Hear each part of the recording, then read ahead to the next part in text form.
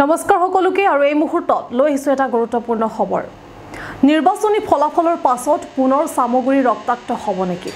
সামগ্ৰীত কটকটীয়া কৰা হৈছে নিৰাপত্তা ব্যৱস্থা।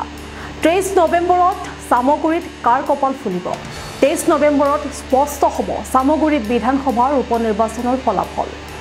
প্ৰাক নিৰ্বাচনী হিংসাৰ পাছত ফলাফল ঘোষণাৰ দিনটোৰ বাবে নগাঁও জিলা প্ৰশাসনে কটকটীয়া নিৰাপত্তা ব্যৱস্থা কৰা দেখা গৈছে। যেহেতু উপনিৰ্বাচনৰ সময়ত সামগ্ৰীত বহু কেইটা হিংসাত্মক ঘটনা সংঘটিত হৈছিল। নগাঁও জিলা আয়ুক্তৰ কাৰ্যালয়ৰ 51 নং কোঠাত সম্পন্ন হ'ব ভোট গণনা।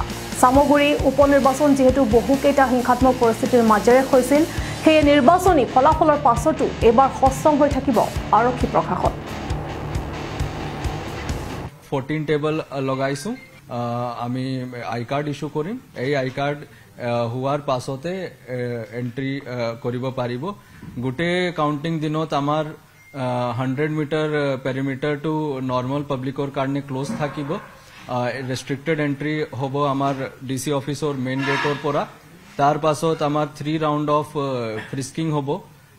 মোবাইল বিলাক এটো এলাউড নহ'ব। আমাৰ কাউন্টিং হ'ব। কাউন্টিঙৰ কাৰণে আমি ৰুম নম্বৰ 51 ডিসি অফিস এটো আমি ৰেডি কৰিছো। এটো সেকেন্ড ফ্লোৰত হয়। তাৰ ওচৰতে আমাৰ ষ্ট্ৰং ৰুম আছে। 23 তাৰিখত ৰাতিপুৱা 8 বজাৰ পৰা আমাৰ পোষ্টেল বেলেট কাউন্টিংটো আৰম্ভ হ'ব আৰু 8:30 পৰা আমাৰ নৰ্মেল ইভিএম কাউন্টিং আৰম্ভ হ'ব।